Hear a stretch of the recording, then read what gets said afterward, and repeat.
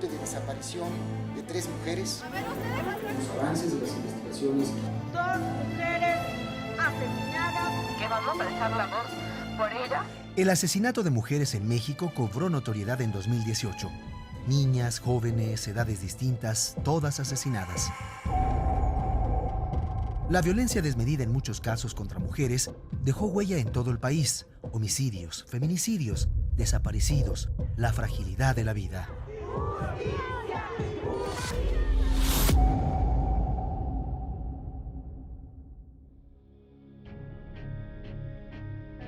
...2018, el año del cambio, se perfila como el más violento del que haya registro hasta ahora. Violencia desmedida. Casi 16,000 asesinatos en este año que termina. 2018 fue un año oscuro por los constantes feminicidios. De acuerdo con datos oficiales, en el primer semestre de 2018 se registraron 402 víctimas de feminicidios en el país. Ecatepec se colocó en el epicentro del feminicidio en México. Los feminicidios en esa zona del Estado de México llegaron a índices insoportables. Desaparecer mujeres para después asesinarlas fue una constante. A Ecatepec lo llaman ahora la nueva Ciudad Juárez. Pese a que tiene alerta de género, Ecatepec se colocó como el municipio donde se cometieron más feminicidios. Muchas fueron las víctimas. Que quemó a mi hija en un tambo que tenía en la azotea. ¿Qué tenía en su cabeza para haber hecho semejante barbaridad con mi hija? Prefiero que mis perritos coman carne de esas mujeres a que ellas sigan respirando mi oxígeno. El monstruo de Ecatepec. Hoy están presos, pero en la calle sigue el reclamo de justicia. Que le den la pena máxima a los 4. Queremos justicia. Madres buscando a sus hijas, a sus desaparecidos. Se organizaron múltiples marchas para pedir un freno a la muerte de mujeres.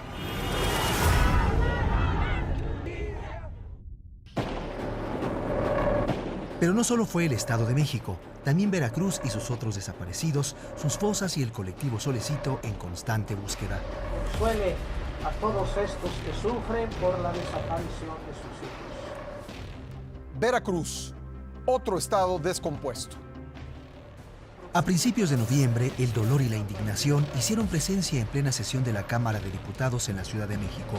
La diputada Carmen Medel recibió la noticia del asesinato de su hija Valeria en el municipio de Mendoza, Veracruz. La sesión fue suspendida.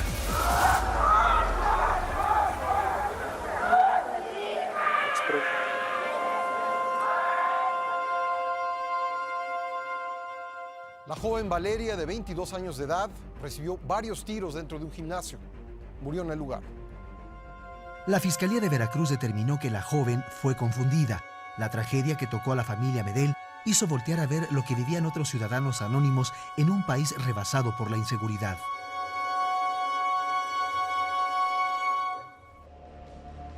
Las protestas contra la violencia de género y los feminicidios alcanzaron a la UNAM. Marchas y movilizaciones de estudiantes, el no al miedo, la demanda feminista de no más acoso en la máxima casa de estudios. Durante 2018, la UNAM estuvo en el ojo del huracán por la muerte de alumnas, por la violencia porril y por el narcomenudeo, que llevaron a la movilización estudiantil.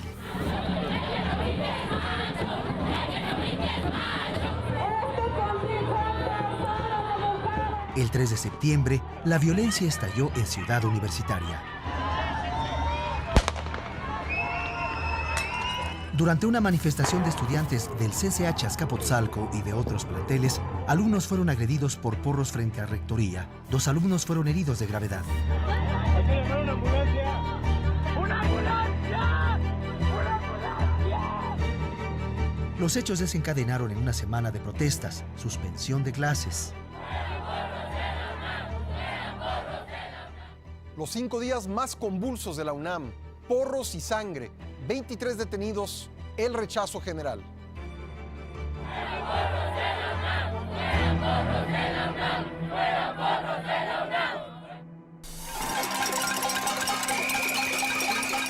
Marzo 8. Mujeres de todo el mundo celebraron el Día Internacional de la Mujer con protestas, manifestaciones y marchas. La consigna: fin a la violencia en su contra. ¡Aquí estamos las feministas!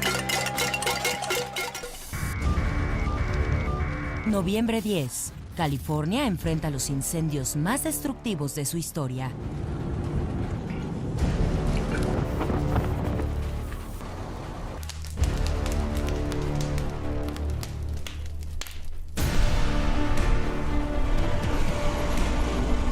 Casas y residencias consumidas por el fuego, más de 80 muertos, 14,000 hogares destruidos. Cerca de 62,000 hectáreas consumidas por las llamas, el dolor bajo las cenizas.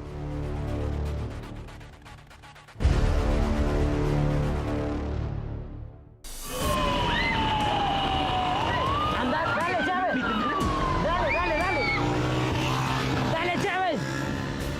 Junio 3. La violenta erupción del volcán de fuego desató el horror. Pero mis 2 hijas mujeres, mi nieto y mi hijo varón, están desaparecidos. Ríos de lava y lodo hirviendo, más de 200 muertos. La ceniza que lanzó el coloso alcanzó los 10,000 metros de altura sobre el nivel del mar. Columnas de ceniza y flujo piroclástico obligaron a realizar evacuaciones y al cierre del aeropuerto de la capital.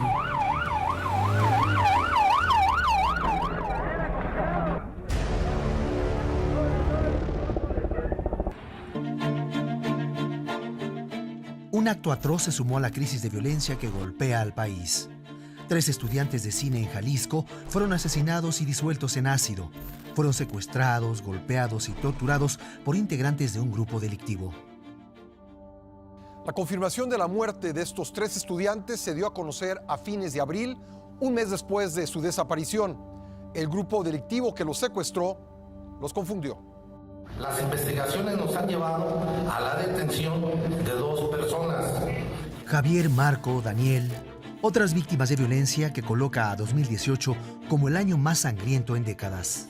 Todos estamos desprotegidos de esta situación tan grave que estamos viviendo en este país, pero los jóvenes, los ciudadanos, las personas, bueno, prácticamente estamos cayendo en la dictadura de las bandas criminales.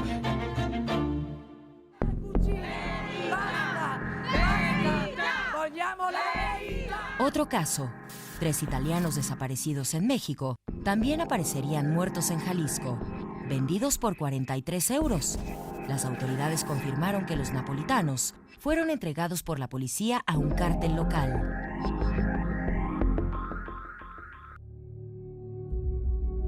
No permitan que esa caja se las dejen cerca. Traen muertos y apesta re feo. Los camiones de la morgue. El escándalo desatado en Jalisco por el tráiler con 157 cadáveres que fue abandonado durante días en varios municipios del estado llevó al despido del director del Instituto Jalisciense de Ciencias Forenses. Ya fuera del cargo, Luis Octavio Cotero reveló la existencia de un segundo camión cargado con restos de personas fallecidas. Espacios del Valle transmitiendo en vivo cuando se están llevando el tráiler con los cadáveres, por favor.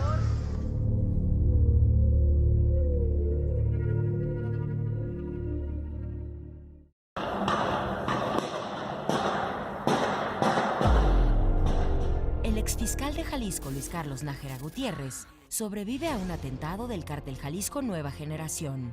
Un comando de al menos 12 personas intentó asesinarlo. Solo resultó con lesiones en una mano. Tras el tiroteo, 7 personas resultaron heridas, entre ellas 4 civiles. Horas después, se registraron narcobloqueos y quema de vehículos. Un camión fue incendiado y cobró la vida de una mujer y su hijo de 8 meses. Yo no quiero que esto quede impune, yo quiero que les caiga el peso de la ley. 27 de mayo. Jalisco en alerta tras la detención de la esposa de El Mencho, Rosalinda González Valencia, considerada la jefa. Rosalinda González Valencia, probable intervención en el hecho que la ley señala como delito de delincuencia organizada.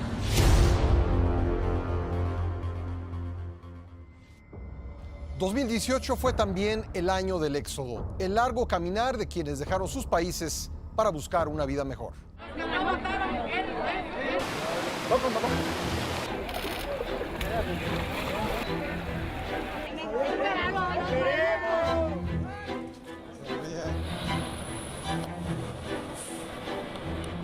De Honduras a México, huyendo del hambre, de la violencia. Que tienen hasta las 7 de la mañana para armarse de valor y caminar con nosotros. El 13 de octubre, miles de migrantes hondureños iniciaron una marcha a pie con un solo objetivo: llegar a Estados Unidos.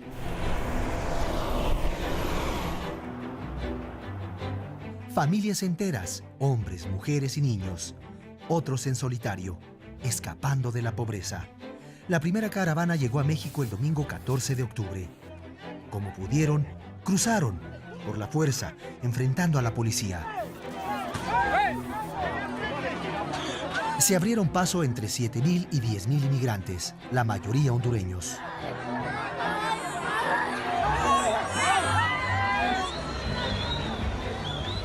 Era la primera caravana. Su primera parada, Chiapas, luego Oaxaca. Siguió Veracruz, Puebla, la Ciudad de México, Querétaro, Guanajuato. Otros partieron a Jalisco, Sinaloa, Sonora y Tijuana. Vinieron otras caravanas. El mismo camino, el mismo objetivo: llegar a los Estados Unidos para pedir asilo. Largo caminar, bajo temperaturas extremas, calor y frío, y bajo la amenaza constante de Donald Trump. We have our military now on the border.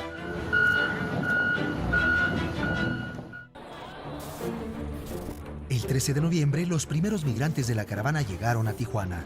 El 22 de noviembre, cientos de migrantes avanzaron a la garita de Otay para pedir asilo en Estados Unidos, pero vino una larga espera. No hubo respuesta. La desesperación los llevó a tomar otras acciones.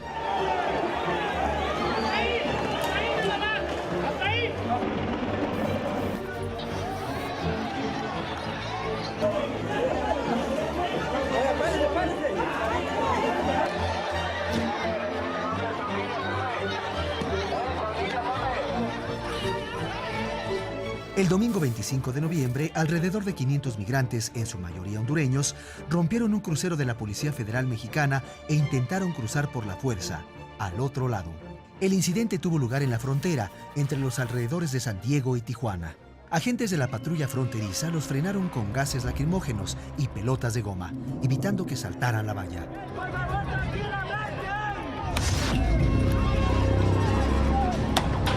La garita más transitada de la frontera, San Isidro, fue cerrada durante 4 horas.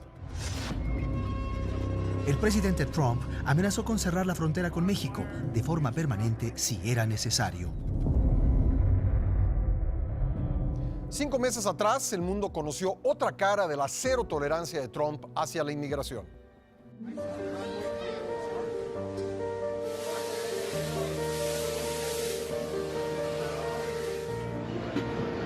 Quiero que me paren a mi papá, no quiero que lo deporten.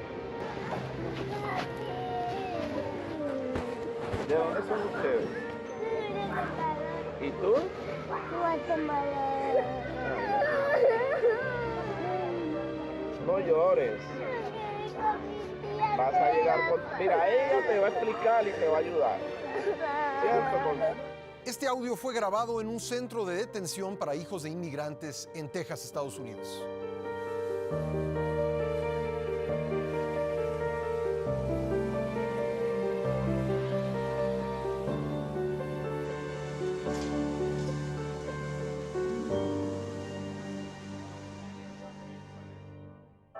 En un día de julio, hasta 50,000 venezolanos cruzaron la frontera con Colombia por la grave situación en su país. Lamentablemente tengo que dejar el país por eso, pues por algo un poco de mejora sobre mi familia y sobre el futuro de mis niños. En mis planes no estaban que mis hijos se fueran de mi lado y que mis nietos se criaran separados de mí.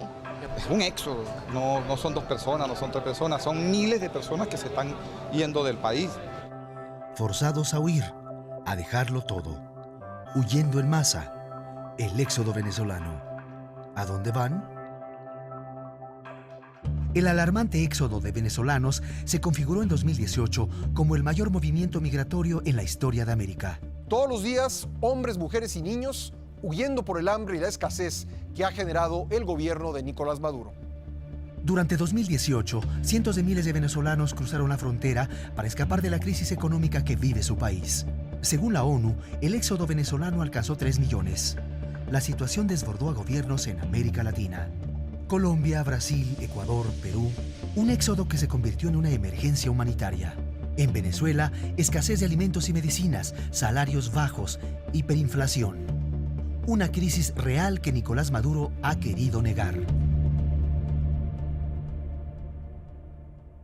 A la Venezuela consciente, vamos a apostar por el bien de nuestro país. El sábado 4 de agosto, el presidente de Venezuela, Nicolás Maduro, se encontraba pronunciando un discurso en Caracas con motivo del 81 aniversario de la Guardia Nacional Bolivariana. Durante su alocución, ocurrió un incidente que fue calificado como un atentado contra su vida. Ha llegado la hora de la recuperación económica y necesitamos... Vamos por la derecha.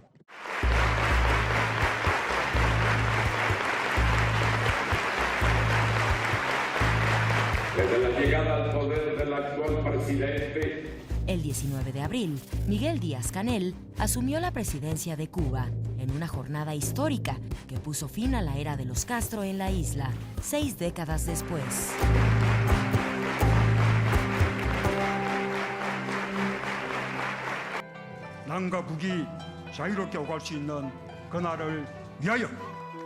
El 27 de abril, el presidente de Corea del Sur, Moon Jae-in, y el líder norcoreano Kim Jong-un protagonizaron un histórico encuentro en la zona desmilitarizada de la frontera entre ambas Coreas. 우리가 서로 마음을 합치고 힘을 모으면 그 어떤 도전과도 싸워 이길 수 있습니다. Este acercamiento se dio en el marco de la cumbre que busca hacer posible la desnuclearización del régimen de Pyongyang, imágenes que son ya parte de la historia.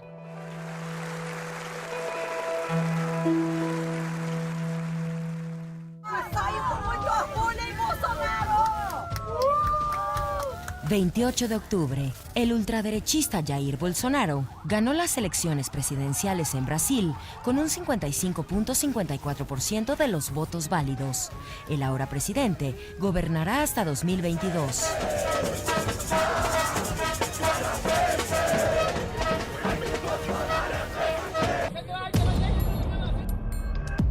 La incursión violenta de la policía de la Ciudad de México contra ciudadanos de San Juan Ixhuatepec, Tlalnepantla, Estado de México, derivó en un bloqueo de 20 horas en la autopista México-Pachuca, una de las vías estratégicas del Valle de México.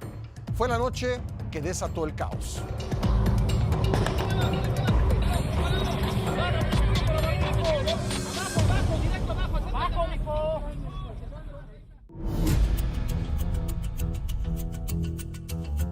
Me amenazaba la policía y le digo, señorita, usted tiene hijos, y nada más me amenazaba y yo creo que no es justo. Me lo hicieron ellos. Vecinos de San Juan Ixhuatepec denunciaron agresiones por parte de los policías capitalinos.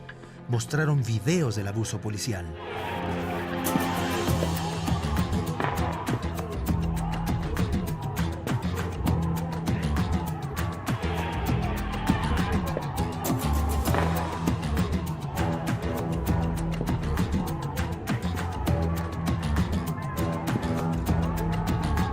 Tiraron la puerta y nos empezaron a golpear así sin razón. Es un vecino, le metieron un balazo en su pulmón, ¿sí? Está en estado grave ahorita. Su cuñada le metieron un balazo en la mano. Impotencia, coraje, ¿sí? Y le digo una cosa, el pueblo está tranquilo ahorita. Si no le dan solución, no sé qué vaya a pasar, la verdad. ¿Dónde están las autoridades del Estado de México? Los hechos provocaron que los vecinos de San Juan Ixhuatepec bloquearan la México-Pachuca. Vinieron horas de caos. Saqueos, patrullas quemadas, miles de afectados. El bloqueo se prolongó durante casi todo el día 12 de noviembre. Cerca de las 7 de la noche de ese lunes 12, elementos de la Policía Federal, respaldados por policías de la Ciudad de México, retiraron el cerco que mantenía un reducido grupo de personas. Los uniformados lanzaron gas lacrimógeno, mientras que los manifestantes realizaron detonaciones, presuntamente de armas de fuego, y lanzaron piedras, palos y botellas de vidrio. La confrontación duró algunos minutos. La carretera finalmente fue liberada.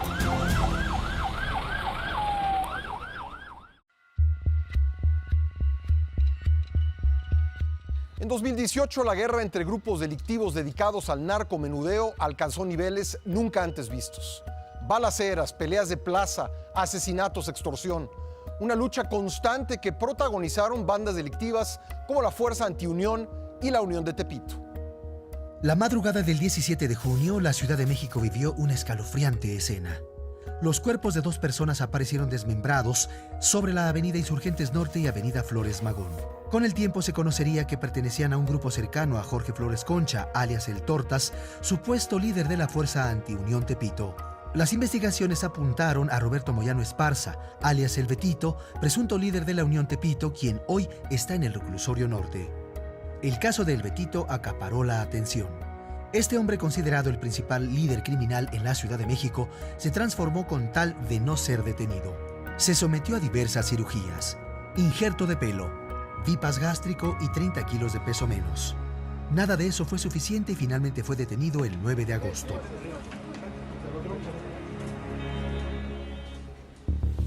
Su sucesor, David García Ramírez, identificado como el Pistache, sería detenido casi 3 meses después, el 30 de octubre, tras un fuerte operativo. Lo agarraron en la zona de Santa Fe.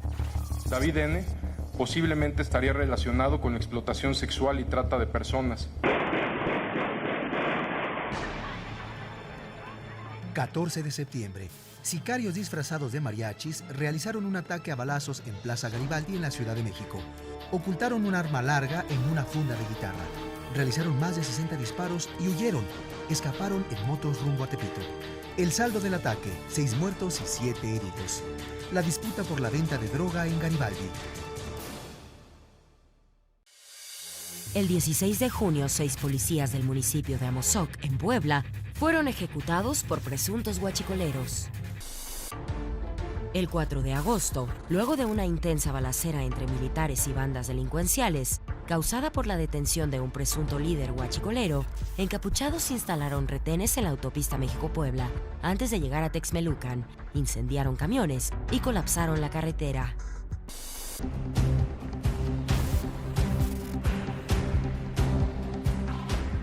Domingo 21 de octubre. Sujetos armados protagonizaron un tiroteo en la casa del cardenal emérito Norberto Rivera. En la balacera, una escolta del cardenal resultó muerto. Los agresores huyeron.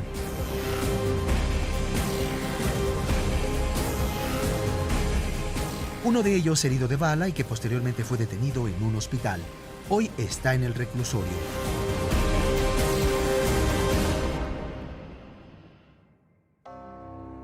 La muerte persiguió la política durante 2018.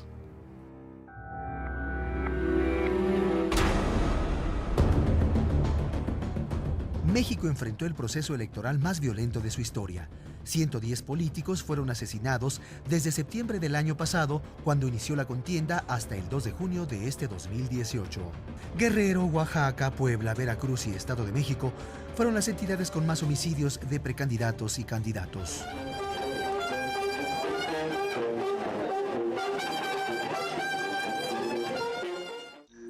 A finales de julio, un avión de Aeroméxico se desplomó en Durango con 103 personas a bordo. Recién había despegado.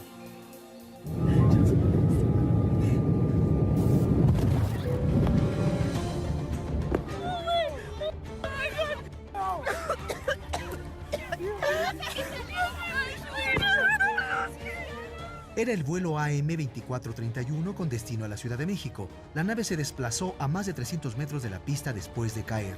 Se aceleró el avión para despegar y se elevó y el avión se cayó. Las imágenes del avión desprendiendo una gran columna de humo sobre el campo hizo esperar lo peor.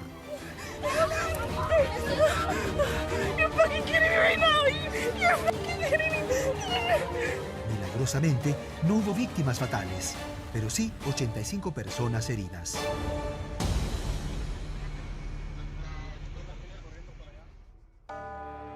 Semanas después del accidente, las autoridades descartaron fallas mecánicas y humanas. La Dirección General de Aeronáutica Civil confirmó la existencia de un tercer piloto en la cabina del avión accidentado. Las autoridades encontraron que la tripulación de Aeroméxico permitió que un piloto en entrenamiento tomara el avión al inicio del despegue. Los pilotos fueron despedidos.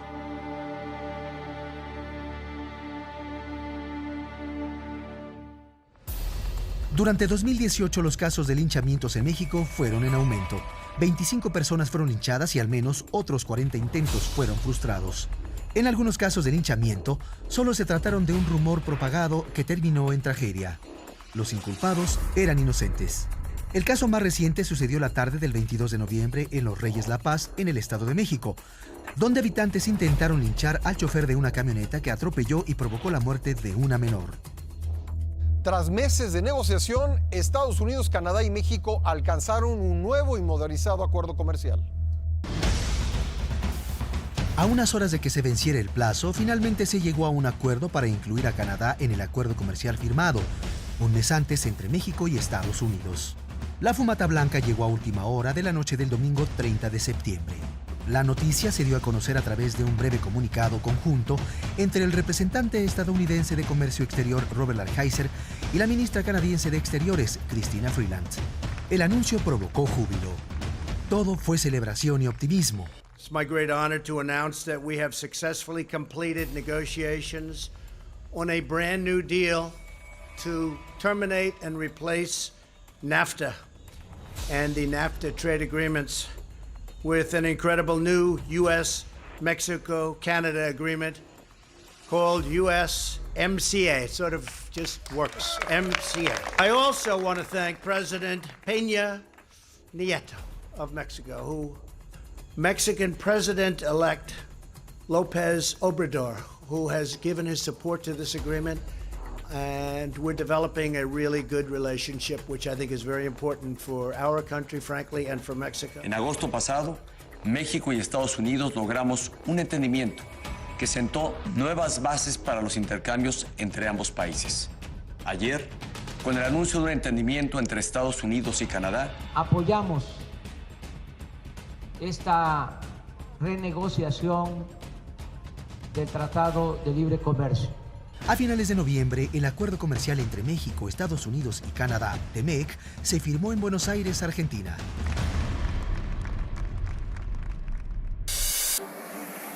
Jalisco, otra vez bajo violencia. Un enfrentamiento entre civiles armados y marinos en Tomatlán dejó una persona muerta, vehículos incendiados y varios bloqueos. El viernes 6 de julio, Dámaso López, alias el licenciado, considerado como principal testigo contra Joaquín El Chapo Guzmán, fue extraditado a Virginia, Estados Unidos. El martes 13 de noviembre, inició formalmente el juicio contra Joaquín El Chapo Guzmán ante la Corte de Brooklyn, en Nueva York. Se trata del juicio criminal más importante de las últimas décadas. La batalla clave de los testigos comenzó con relatos épicos de envíos de cocaína, dinero sucio y corrupción. Tras declararse culpable de los delitos de asociación delictuosa y operaciones con recursos de procedencia ilícita, el exgobernador de Veracruz, Javier Duarte, fue sentenciado a 9 años de cárcel y a cubrir una multa de 58,890 pesos, así como el decomiso de 40 de sus propiedades. La Procuraduría General de la República entregó a Reino Unido una solicitud de aprehensión con fines de extradición en contra de Karime Macías, esposa del exgobernador de Veracruz, Javier Duarte. 2018 fue también el año del huracán Huila, que alcanzó la categoría 5 y avanzó con fuerza sobre el Pacífico mexicano.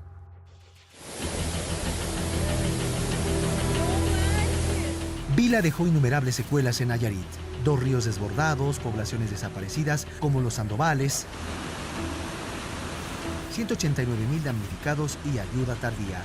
No hay paso, estamos incomunicados por vía terrestre. Menos de 15 minutos ya le teníamos el agua a la altura de las ventanas. Pues ya no pudimos salir. Pensé en mi familia, mis hijos, porque yo sentí que ya no.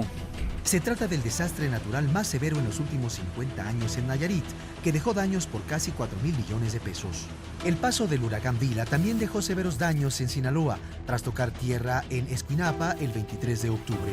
Más de 30,000 personas resultaron damnificadas, 10,000 en el municipio de El Rosario y alrededor de 20,000 en Escuinapa. Ahí donde estábamos, en la aula que estábamos todos asustados, había muchos niños y luego pues el agua se nos metió, estuvimos en el agua allí. No tenemos comunicación con nadie allá, pues estamos preocupados pues. Una tormenta provocó el desbordamiento de un río en el municipio de Peribán, en Michoacán. La fuerza del agua arrasó con casas y autos. El desastre dejó 8 personas muertas. Mi hija con sus 3 niños, 2 niñas y un niño, a la que se llevó, a los 4.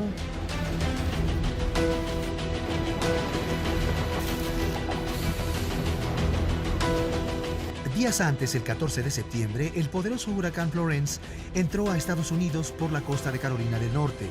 El meteoro no dio tregua. Mantuvo su intensa descarga de lluvias combinada con fuertes vientos que produjeron en su primer día en tierra la muerte de por lo menos 4 personas.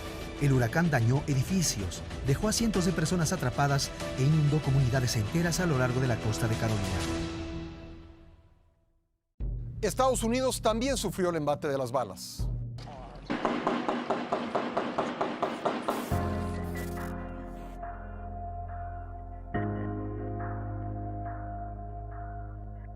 El 27 de octubre, un hombre disparó en la sinagoga de la congregación del Árbol de la Vida, en la ciudad de Pittsburgh, en Pensilvania.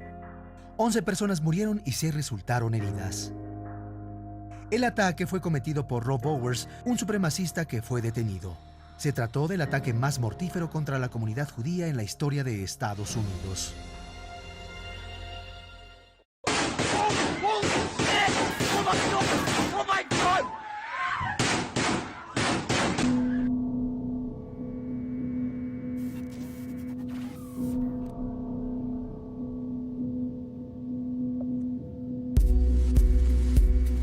El 14 de febrero de 2018, un exalumno expulsado por indisciplina lanzó varias bombas de humo antes de disparar con un fusil de asalto y matar a 17 personas en la escuela secundaria Stoneman Douglas en Parkland, Florida.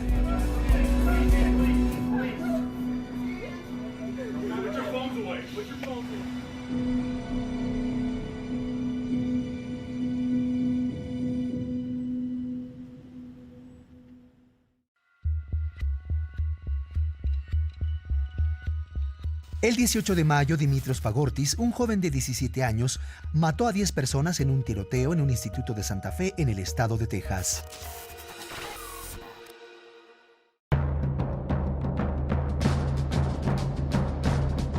El 28 de junio, un hombre entró disparando a la redacción del diario local Capital Gazette en Annapolis, Maryland, y mató a 5 personas antes de ser detenido por la policía. El atacante actuó por venganza.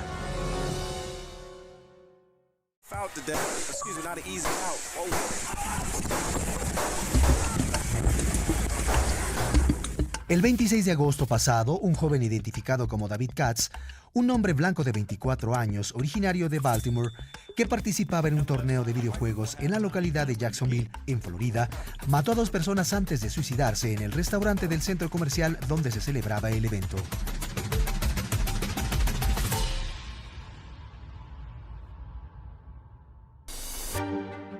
En una decisión histórica que abre la puerta a la legalización de la marihuana en México, la Suprema Corte del país declaró inconstitucional la prohibición absoluta del consumo recreativo del cannabis.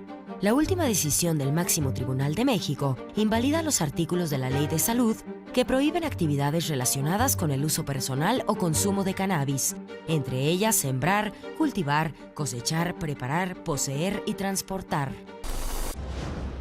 El juzgado de distrito autorizó la libertad bajo fianza con el pago de 40 millones de pesos a Guillermo Padres Elías, exgobernador de Sonora, preso en un penal de la Ciudad de México desde el 11 de noviembre de 2016.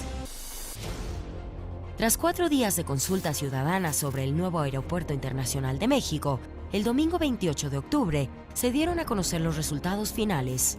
Con el 98% de las casillas computadas, el 69.95% optó por Santa Lucía. La noticia fue dada a conocer por Enrique Calderón Alzati, presidente de la Fundación Arturo Rosenbluth. Fue también el año de la liberación de Elba Ester Gordillo. Recuperé la libertad y la reforma educativa se ha derrumbado. Después de casi 6 años de haber permanecido privada de su libertad, la maestra Elba Ester Gordillo reapareció públicamente. El 7 de agosto daba su primer conferencia de prensa, luego de quedar absuelta de todos los delitos que le fueron imputados durante el gobierno de Enrique Peña Nieto. Elba Ester Gordillo se declaró inocente y víctima de persecución política.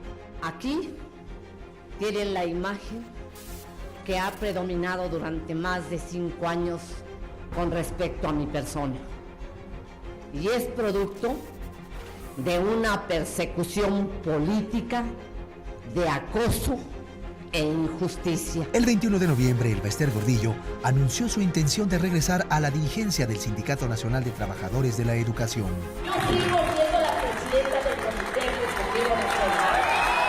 En un mensaje enviado al noticiero de Ciro Gómez Leiva, Elba Ester Gordillo dijo que tomaría la palabra al ahora presidente Andrés Manuel López Obrador y buscaría nuevamente encabezar el sindicato más grande de México. Un día después, Juan Díaz de la Torre dejó el Sindicato Nacional de Trabajadores de la Educación.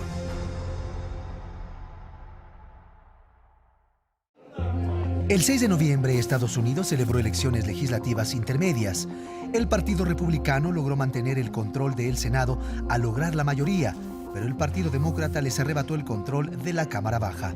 Trump se convirtió en el cuarto presidente seguido en enfrentar un revés en las elecciones legislativas intermedias. A mediados de noviembre, Francia fue escenario de enérgicas manifestaciones en contra de las políticas económicas del presidente Emmanuel Macron.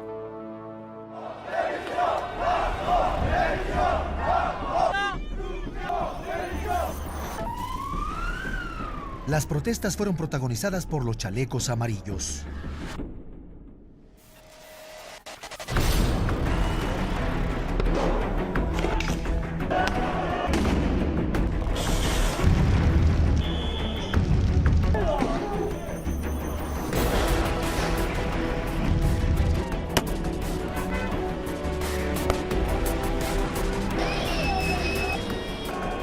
El sábado 1 de diciembre, miles de ciudadanos, vestidos con esta prenda, se lanzaron a las calles a protestar contra el aumento de precio del diésel y el alto costo de la vida bajo el mandato de Macron.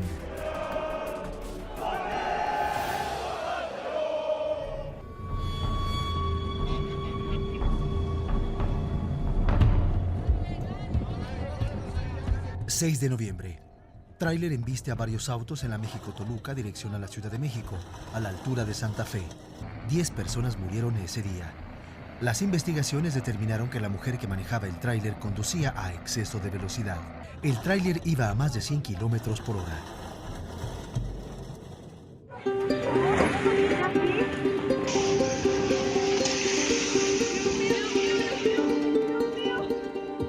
...19 de septiembre... México rememora el terremoto del 19S, un año después. Vamos a guardar un minuto de silencio. Atención. El recuerdo por las víctimas, pero también por aquellos que nos dejaron este año. Llegó el tiempo de construir un Estado con igualdad para todos, porque lo que realmente importa eres tú. Muchas gracias.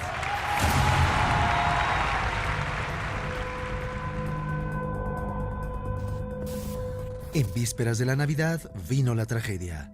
24 de diciembre. La gobernadora constitucional de Puebla, Marta Erika Alonso, y su esposo, el senador y exgobernador Rafael Moreno Valle, murieron en accidente aéreo. Este es el lugar más cercano al que los medios de comunicación tuvimos acceso. Como podemos ver en la escena, hay elementos de la Policía Estatal, así como elementos del Ejército vigilando la zona. La zona está acordonada y no hay acceso de ninguna manera para cualquier persona. El helicóptero en el que viajaban se estrelló en el municipio de Santa María de Cororango, en Puebla.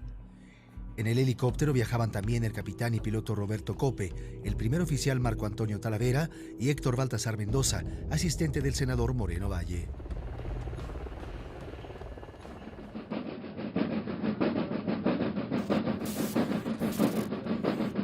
El 25 de diciembre se realizaron los funerales de Estado. Colaboradores y amigos, exigimos que se lleve a cabo una investigación profesional e independiente, que no deje lugar a dudas sobre las causas del accidente.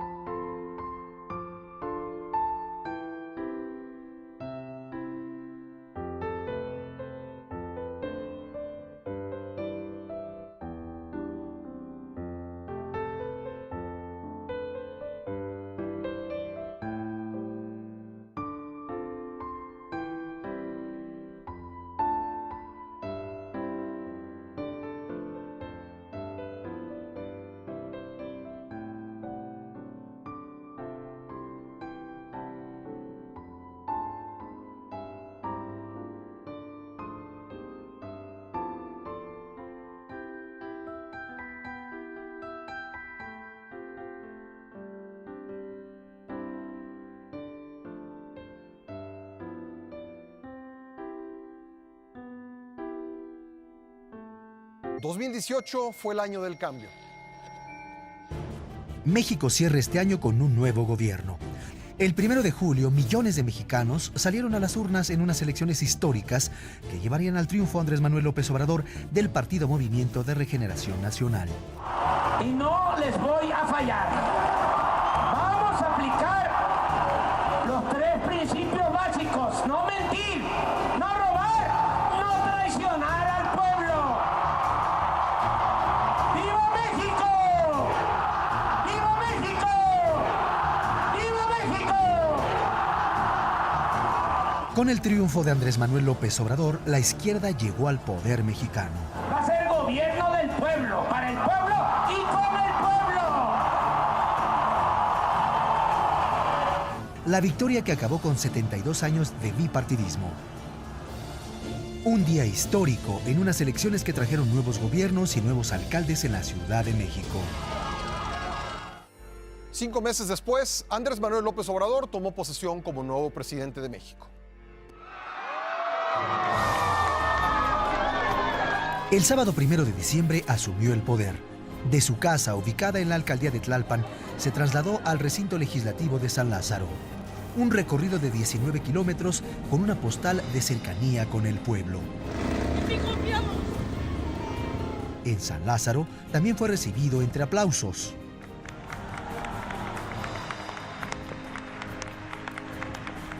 Ya en tribuna, la toma de protesta. Protesto guardar y hacer guardar la Constitución política de los Estados Unidos mexicanos y las leyes que de ella emanen y desempeñar leal y patrióticamente el cargo de presidente de la República que el pueblo me ha conferido de manera democrática, mirando en todo por el bien y la prosperidad de la Unión. Y si así no lo hiciere, que la nación me lo demande. Tras rendir protesta, López Obrador recibió la banda presidencial y se convirtió oficialmente en presidente a las 11:20 de la mañana del 1 de diciembre. No tengo derecho a fallar.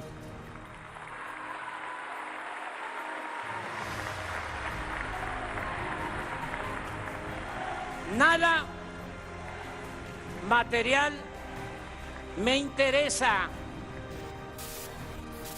ni me importa la parafernalia del poder. Estoy consciente de la gran expectativa que existe entre los mexicanos. No solo inicia un nuevo gobierno, hoy comienza un cambio de régimen político, una transformación pacífica y ordenada, pero al mismo tiempo profunda y radical. Tras rendir protesta y dar su primer discurso desde el Palacio Legislativo de San Lázaro, Andrés Manuel López Obrador se retiró del Salón de Plenos. Al salir de San Lázaro, López Obrador abordó su auto compacto y se dirigió a Palacio Nacional, donde comió con jefes de Estado y funcionarios. Es un honor estar con Obrador. Es un honor estar con Obrador. Luego, el encuentro con los pueblos originarios que le entregaron el bastón de mando.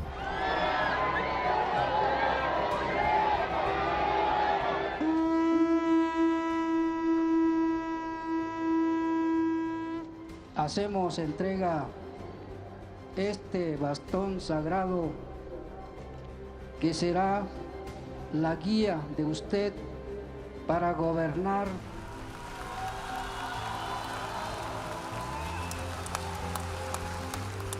No dejemos de encontrarnos. Mantengamos siempre, esa es mi apuesta, la comunicación. No habrá divorcio, repito, entre pueblo y gobierno. Yo les necesito porque, como decía el presidente Juárez. Con el pueblo todo, sin el pueblo nada. No me dejen solo, porque sin ustedes no valgo nada, o casi nada.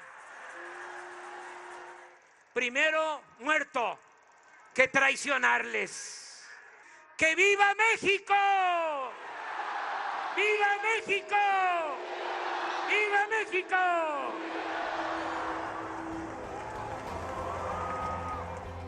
Un ritual de optimismo que vivió así su máximo apogeo aquella tarde del 1 de diciembre, en la plancha de festejos y una noche larga que quedará para la historia. Además de la investidura del nuevo presidente, otra de las actividades que generó mucha expectativa aquel sábado 1 de diciembre fue la apertura al público por primera vez en 84 años de la exresidencia oficial de Los Pinos. Una sola fila, por favor. Miles de mexicanos vivieron un momento histórico en su primer día de visita a Los Pinos, convertido ahora en centro cultural. Iniciamos este diálogo circular. Hoy, Andrés Manuel López Obrador despacha en Palacio Nacional, donde el día 3 firmó su primer decreto oficial como presidente de México. Alrededor de las 10:30 de la mañana, el presidente de México firmó el decreto mediante el cual se creó la Comisión para la Verdad en el caso Ayotzinapa. Lo hicieron frente a los padres de los 343 estudiantes desaparecidos que volvieron a exigir justicia.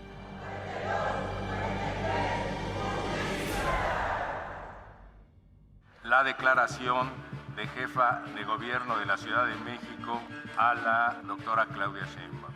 4 días después de la toma de protesta de Andrés Manuel López Obrador, vino la de Claudia Sheinbaum, que también pasó a la historia al convertirse en la nueva jefa de gobierno de la Ciudad de México. Desempeñar leal y patrióticamente el cargo de jefa de gobierno de la Ciudad de México.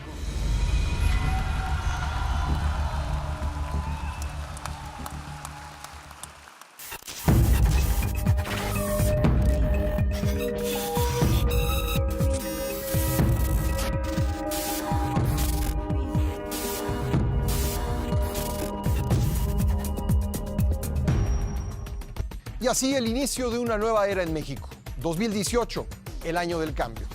Soy Pascal Beltrán del Río y le deseo, a nombre de todos quienes trabajamos en Grupo Imagen, un feliz año nuevo.